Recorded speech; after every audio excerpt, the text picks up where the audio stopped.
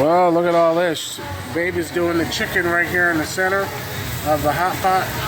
We got some sausages that gotta turn. Look at the kimchi, all the fixings. Look at this place. Hot pot.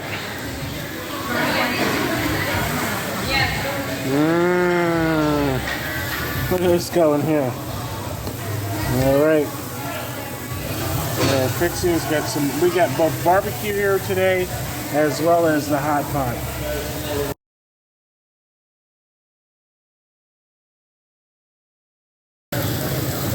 All right, so here we've got some nice pork belly and some sausages cooking. Here's my broth here. These are the bowls that you're going to want to have on the side to add your cooked hot pot meats to. And you can see these sausages look nice and brown. Get this turned over.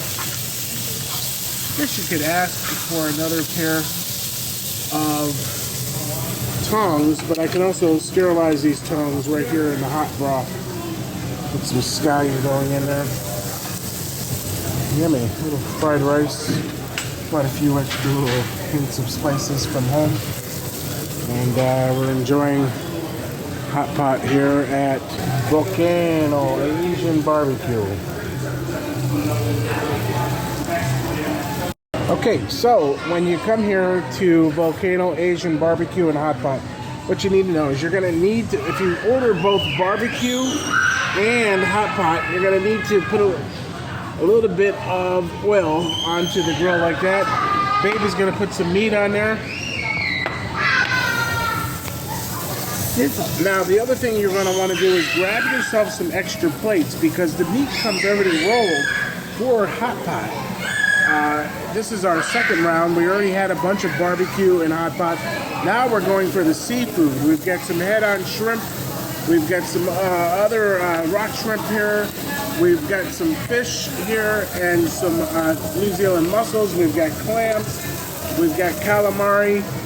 We've got all different types of seafood here that we're going to put mushrooms and garnishes on the barbecue, as well as in our hot pot broth. We just got a refill of our hot pot broth, as you can see here. So it's all about how you set up the table. It's all about how you situate and space everything out. These carts come in really handy because you can put all your empty dishes on the side. You can adjust the temperature of your hot pot table. If it gets too hot, you can just go right over here and just turn it off. All right, you can turn it off, or you can turn it back on. You can adjust the levels, and I'll put that at P3, and you'll see that broth start to roll. How's yours, babe? You just turned yours down, right? I turned it down to P1 just to keep it warm. So there's our barbecue, and you want to let this sit. Don't keep stirring. Don't keep picking up the pieces of meat. Just let them sit until you get a nice good caramelization on them. And then what you want to do is then just take your tongs, and because the fish is going to take the longest, I'm going for seafood now, fish and seafood. I'm going to put the fish in first into my hot pot broth. Calamari cooks very fast, so I'm going to put these large shrimp into my hot pot broth. And babe, you're not having any seafood, you're having more meat. She's a meat eater. Meat eater. And veggies. And veggies. And we've got these veggies from the fixing bar. We've got all these different sauces here. And that's the other thing. Take just the sauces you're going to use. If you take too many sauces and load up the table, you don't have space to sit comfortably and enjoy your meal.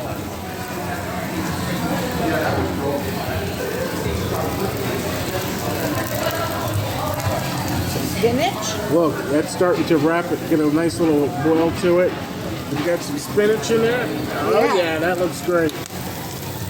All right, no, good. I'm good, baby. You can put that right back on the cart. Baby bok choy. I'm gonna put Baby bok choy. baby bok choy. I would love a piece of that right here in my hot pot broth. So let's take a look. Put it right in there. You can just drop it right in. Okay, baby bok choy.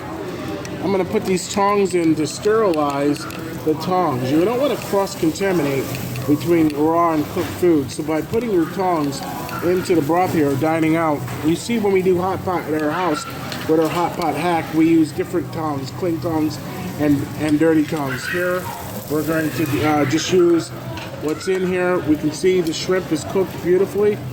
Okay. And then what you want to do is have some empty bowls on the side. You want to have some empty bowls on the side to be able to put your cooked, or you can just actually just turn off. If you don't have the empty bowl right there and you're trying to film, you can actually just turn off this broth and then be able to enjoy this just like this. See, I turned it right off and you can see that the fish looks beautiful. Okay, but I like that fish to cook a little bit longer. I want to really see that fish opaque, so I'm going to let everything sit in the hot pot broth. If you want noodles on the side, order noodles. We have some rice here. I did order noodles. I have those noodles that I could add. These are udon noodles. So I could just take a bunch of these now at this point and put them right into, take these noodles. They're a little bit frozen.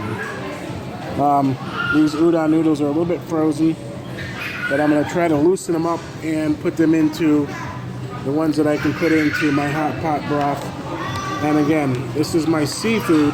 So when I get to this point right here, this is a good time to add your clams. Okay? Because the clams don't take that long. All right, babe has got that barbecue going over here. Look at all the seafood added there. The mussels and the baby clams were already cooked. I added the calamari last because that's most tender. Yummy. We still got all this meat left. And we still got these two big clams to add to the broth and open, let them open. And here's babes over there. When you're spending $120 for two to dine out, you want to take your time and really enjoy the meal. And savor it. Take a little break, sit back, relax, and get your money's worth. Definitely get your money's worth. I've got frog legs and fried taro. Look at the frog legs. I just put some of this mixture of sesame and different sauces on here. I'm going to go right down onto the grill. And babe's going to spread that out. Nice frog legs. Frog legs, yay. Look at those frog legs cooking on there with fried taro. And we'll take that meat off the frog legs.